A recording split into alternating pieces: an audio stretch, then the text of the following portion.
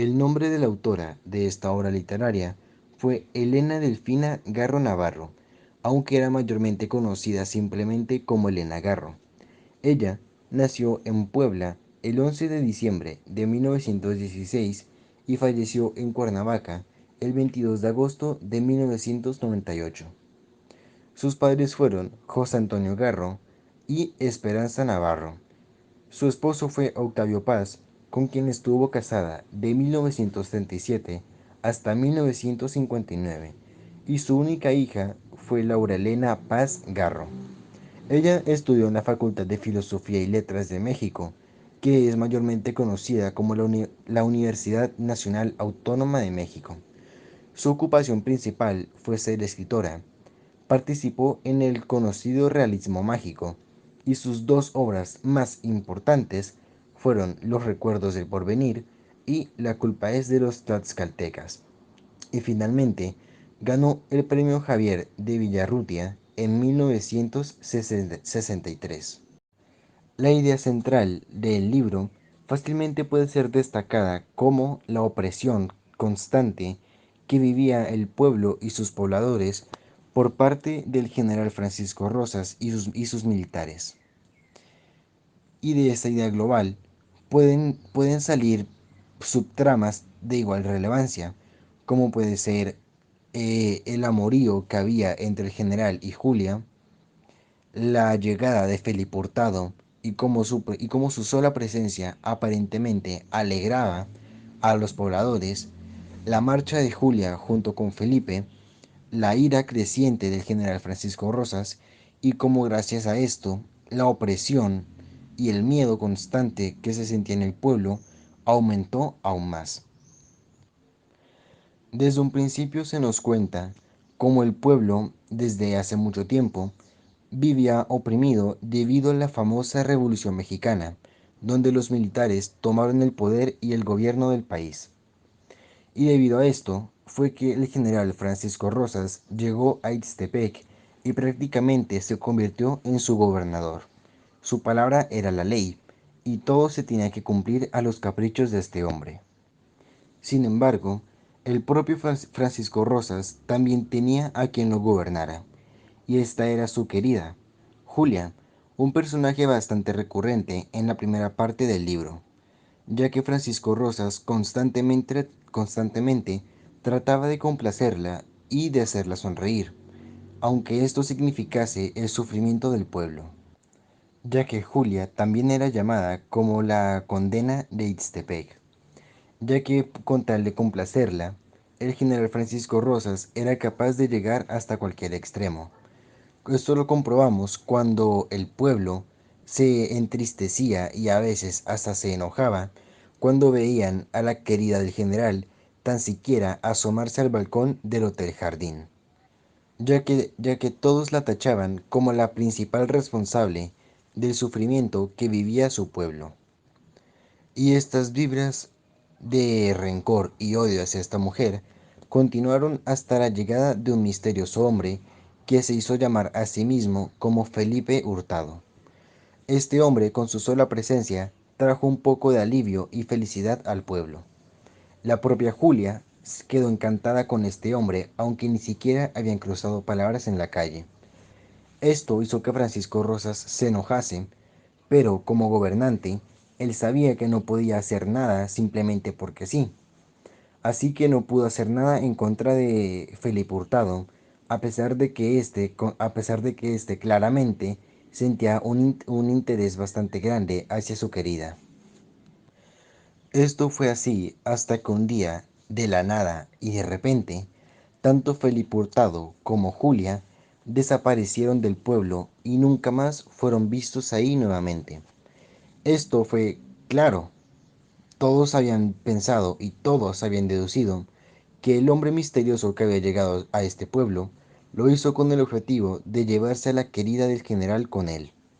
Francisco Rosa sintió un odio increíble, un odio que desquitó con el pueblo, haciendo que el miedo de éste incrementase aún más, al punto de que una noche organizaron una fiesta con el objetivo de matar a este hombre. Pero no contaron con que algo le fuese a salir mal, La más joven de los tres hermanos Moncada, Isabel Moncada, se había enamorado de este hombre. En el libro no nos explican cómo, ya que ni siquiera habían cruzado palabras. Sin embargo, así fue. E Isabel Moncada impidió que tal acto de rebeldía, debido a la opresión, fuese llevado a cabo. La presencia e influencia constante de Isabel en Francisco Rosas hizo que éste dejase de ser tan furioso en contra del pueblo. Sin embargo, éste no la amaba, o al menos no como amaba a Julia. Sin embargo, Francisco Rosas seguía siendo un militar y más aún, seguía imponiendo orden sobre el pueblo. Y la presencia de los militares del general eran aún bastante constantes en el pueblo. Esto eventualmente llevó a la muerte de uno de los hermanos de Isabel y, aún más en el futuro, nos llevaría a la muerte de su segundo hermano. E Isabel, aunque amase al general, no puede ignorar que ese hombre al que iban a matar era su hermano. Ella lo trató de impedir, pero aún así no pudo, y justo Corona acabó con la vida de su hermano. Debido a esto, y al hecho de que había lastimado de tal manera a Isabel, justo Corona y sus militares abandonaron el pueblo para nuevamente no ser vistos allí nunca más. Pero aún así, y con la partida del general y sus soldados, el pueblo no se pudo recuperar. El golpe que sintieron al ser gobernados de una forma tan rigurosa, estricta e misericordia por tanto tiempo, había hecho que su gente no se sintiese cómoda ni con ni sin su gobernante. Eventualmente, al pueblo llegó otro general con las mismas mañas y con la misma actitud de gobernar que tenía Francisco Rosas, lo que nos demostró que este pueblo jamás se pudo recuperar de la presencia del general Francisco Rosas, aun cuando éste se marchase definitivamente de este pueblo, lo que nos dejó claro que el miedo y la opresión fue un golpe del que Ixtepec jamás se pudo recuperar. Mientras que de Isabel, lo último que se supo fue que se convirtió en piedra, o más específicamente, en una estatua, en la cual se dejó una inscripción que nos demostró el amor que ella sentía por este hombre que aterrorizó tan vilmente a este pueblo, con la inscripción de que ahí lo esperará por los siglos de los siglos y por los recuerdos del porvenir. Eternamente lo esperará y lo amará. Todo esto se nos es narrado por el propio Ixtepec, que constantemente nos cuenta acerca de la vida de sus pobladores y de cómo estos o sufrían o se beneficiaban de la presencia de Francisco Rosas. Teniendo estos hechos, podríamos decir, sin temor a equivocarnos, que la idea central de este libro es la opresión que sentía el pueblo por parte del general y sus militares. Y de esta idea central, de esta idea global, podemos desprender dos ideas secundarias, siendo una el miedo que sentía el pueblo hacia el general y que por eso lo intentaron matar, y el amor que el general Francisco Rosas sentía por su querida y del cual nació en primer lugar la opresión del pueblo por parte de Francisco Rosas, y el amor que Isabel Moncada sintió por el general, el amor que impidió que el pueblo asesinase a su gobernante para así poder liberarse de una vez por todas. El primer mensaje que personalmente pude captar del libro es que un pueblo necesita a un líder, ya que independientemente de los medios moralmente cuestionables que tomaba Francisco Rosas, fácilmente podemos deducir que este es un gobernante mucho mejor y que le venía mucho mejor al pueblo de Ixtepec que el señor presidente, ya que, vamos, desde que se nos presentó a este personaje, todos pudimos ver que le faltaban unos cuantos tornillos y que este claramente jamás podía haber sido un buen gobernante para este pueblo. El segundo mensaje y el que considero que es el más obvio es el de la opresión. Porque como ya dije en la idea global, el pueblo de Ixtepec, debido a la Revolución Mexicana, vivía constantemente, por no decir que permanentemente, oprimido por parte de los militares. Esto nos demostró que el pueblo no progresaba. El propio narrador, siendo este el pueblo de Ixtepec, dijo que sus habitantes simplemente no prosperaban, no crecían. Eso nos demuestra que un pueblo oprimido, un pueblo que no se puede llevar bien con sus gobernantes, es simplemente un pueblo que está condenado a jamás poder crecer ni prosperar.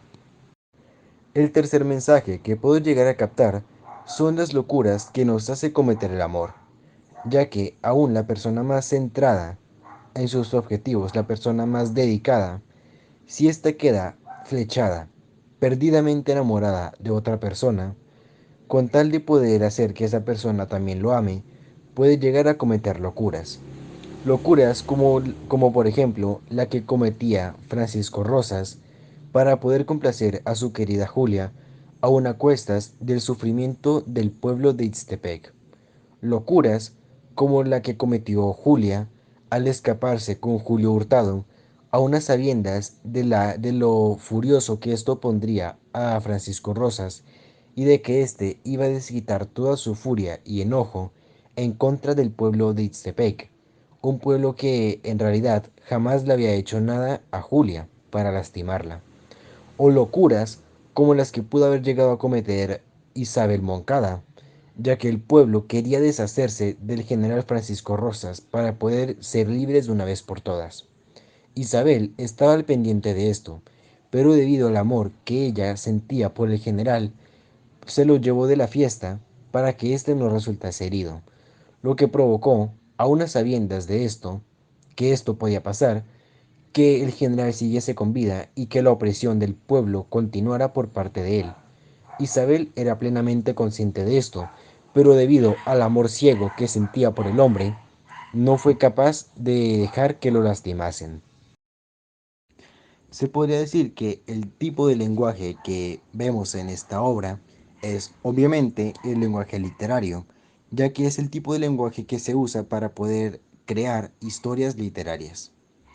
Y su forma de estructura es la del narrador, ya que aquí Elena Garro, la autora, a través de un personaje, siendo este el propio pueblo de Ixtepec, nos narra los sucesos que se vienen viviendo dentro de sus fronteras, usando la ya clásica conocida fórmula de inicio, nudo y desenlace, que se van contando mediante pasan los capítulos y las dos partes de este libro. En el inicio se nos va contando se nos va contando la presentación, lo que viene siendo la presentación del libro, ya sea los personajes, los lugares y los acontecimientos que se vienen viviendo en este lugar. Como personajes podemos destacar mayormente a los Moncada, a la familia Moncada, a los dos padres y a sus tres hijos, al general Francisco Rosas y a sus militares, a su querida Julia y al que personalmente considero un personaje muy importante, Felipe Hurtado, y otros personajes secundarios bastante recurrentes en la obra, como viene siendo el señor presidente y la Luchi. Después de la presentación, o el inicio, viene finalmente el nudo.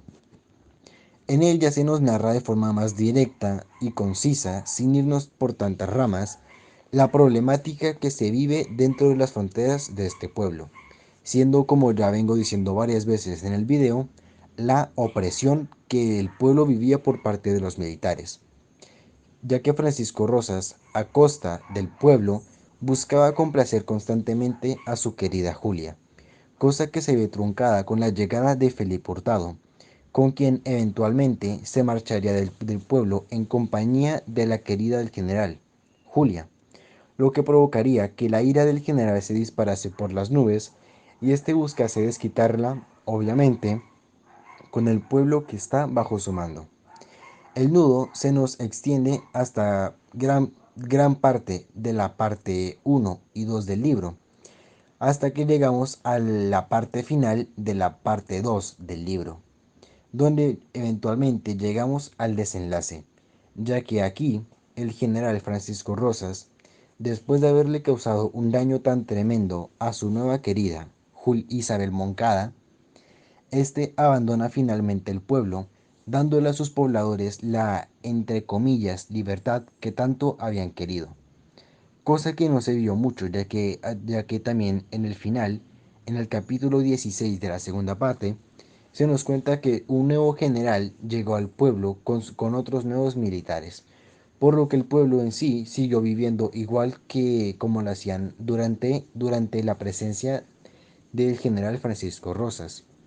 Y lo que viene siendo Isabel Moncada, la historia durante su desenlace nos cuenta que la chica, de una manera no explicada, se convirtió en una estatua en la cual se colocó una inscripción que personalmente considero bastante profunda, ya que en resumen nos cuentan que esta señorita se enamoró perdidamente del hombre que acabó con la vida de sus dos hermanos, que destruyó a su familia, que destruyó a su pueblo y que la abandonó así sin más, y que lo seguirá esperando y amando por siempre, por los siglos de los siglos y por los recuerdos del porvenir.